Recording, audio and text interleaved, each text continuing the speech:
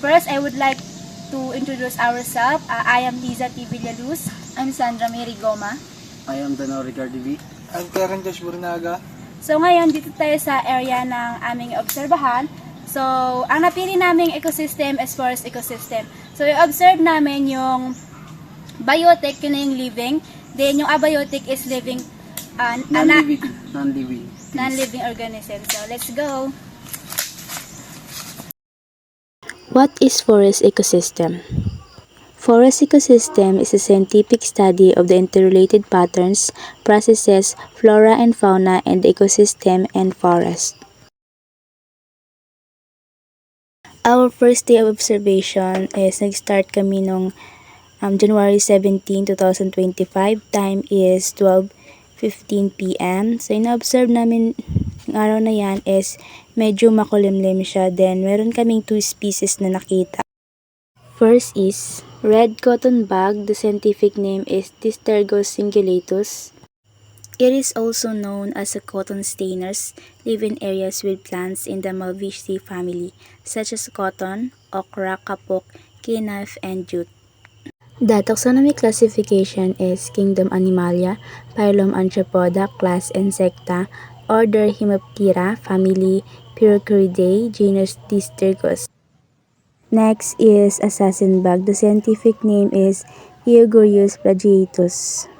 Assassin bug can be found in many terrestrial plant habitat including garden, landscape, raw, and the tree crops. They are often found in trees, grassy area, and garden where they can find other insects to eat. The taxonomy classification is Kingdom Animalia, phylum Arthropoda, class Insecta, order Hemiptera, family Ridovidae, genus Higarius. Day 2 is January 18, 2025. Time is 12:30 p.m. Our second day observation is mainit. Then we have a 2 species na nakita. This one is very interesting. The name is broken barred dwarf. The scientific name is Elychester friarella. Broken barred dwarf moth larvae create long, flat, whitish leaf mines, sometimes multiples before pupating outside the mine. The taxonomy classification is Kingdom Animalia, phylum Arthropoda, class Insecta, order Lepidoptera. Next is leaf-footed bug. The scientific name is Homoserius marginalis. These bugs are typically found on various plants, feeding on the saps from leaves and stems. The taxonomy classification is Kingdom Animalia, phylum Arthropoda, class Insecta, order Hemiptera, family Coridae, genus Homoserius. On day 3, January 19, 2025, 12:30 p.m. That time medyo mainit at malakas yung hangin.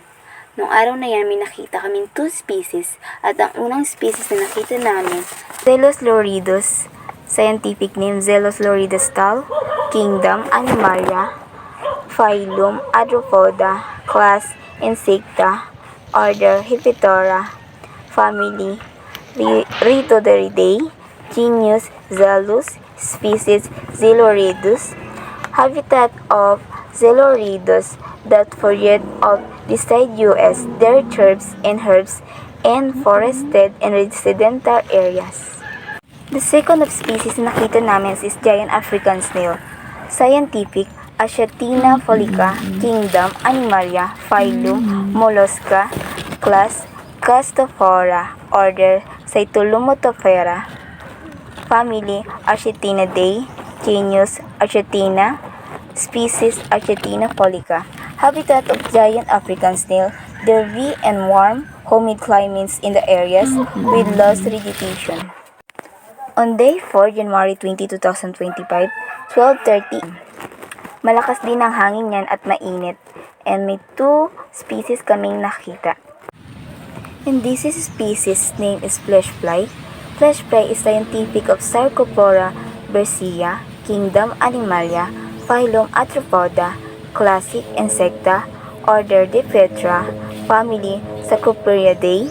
Habitat of flesh fly, live observation, rubbish, rotting materials on face as germinals.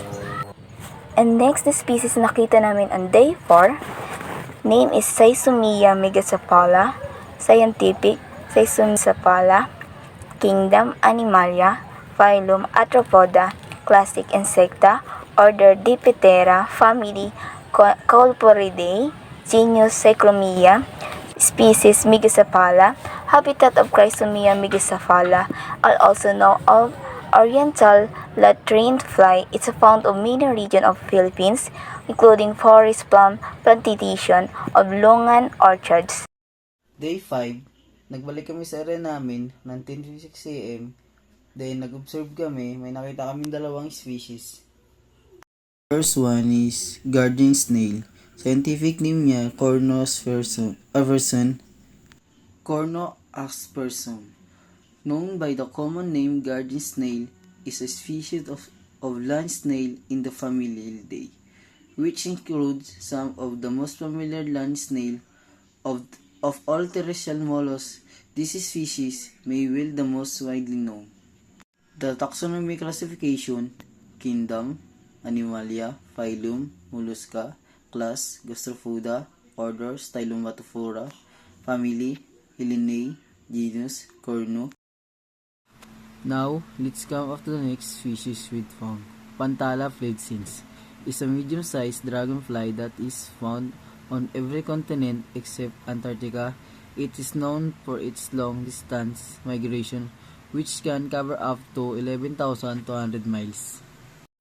Common name, wandering glider. Scientific name, Pantala flavescens. Scientific classification: Kingdom Animalia, phylum Gastropoda, class Insecta, order Odonata, infraorder Anisoptera, family Libellulidae, genus Pantala. Day 6, bumalik ulit kami sa area namin ng 12:15 ng tanghali. Then may nakita kaming species. The first one, Pteromala lemnis.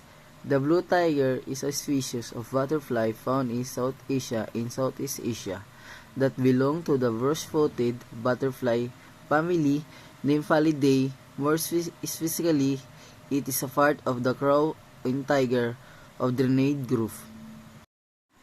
The taxonomy classification: Kingdom Animalia, phylum Arthropoda, class Insecta, order Lepidoptera, family Nymphalidae, genus Pharantica, species Pharantica seta. On day 7, January 23, 2025, which is nag-start kami ng 12:40 p.m. So that day is makulimlim at malakas ang hangin.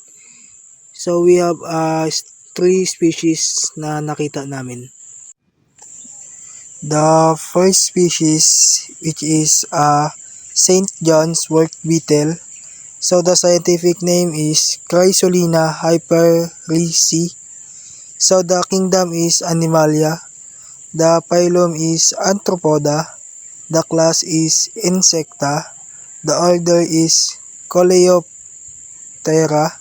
The family is Chrysomelidae. So and the last is the genus, which is Chrysolina. The second species is yellow spotted millipede, commonly found in the moist forests along the Pacific coast. Is the yellow spotted millipede, scientifically known as Harpape haydeniana.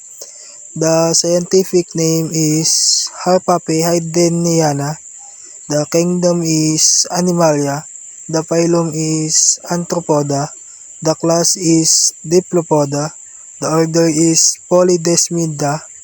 The family is Hytodesmidae. The genus is Harpape. The species is Haydeniana. The third species is bitter melon. Bitter melon leaves vary in size from small to medium, depending on growing conditions and stage of maturity, and average 2 to 8 centimeters in length and 4 to 10 centimeters in diameter. The leaves grow alternately along thin climbing veins in pale green tendrils from between the greens. So the scientific name is Momordica carantia. The kingdom is Plantae. The phylum is Tracheophyta. The class is Magnoliopsida. The order is Cucurbitaceae. The family is Cucurbitaceae. The genus is Momordica. The species is Momordica. The abiotic factor we observed during the 7 days absorption experiments remains the same throughout. This included sand, rotten wood, rock, dead leaves, soil, and wind. That's all.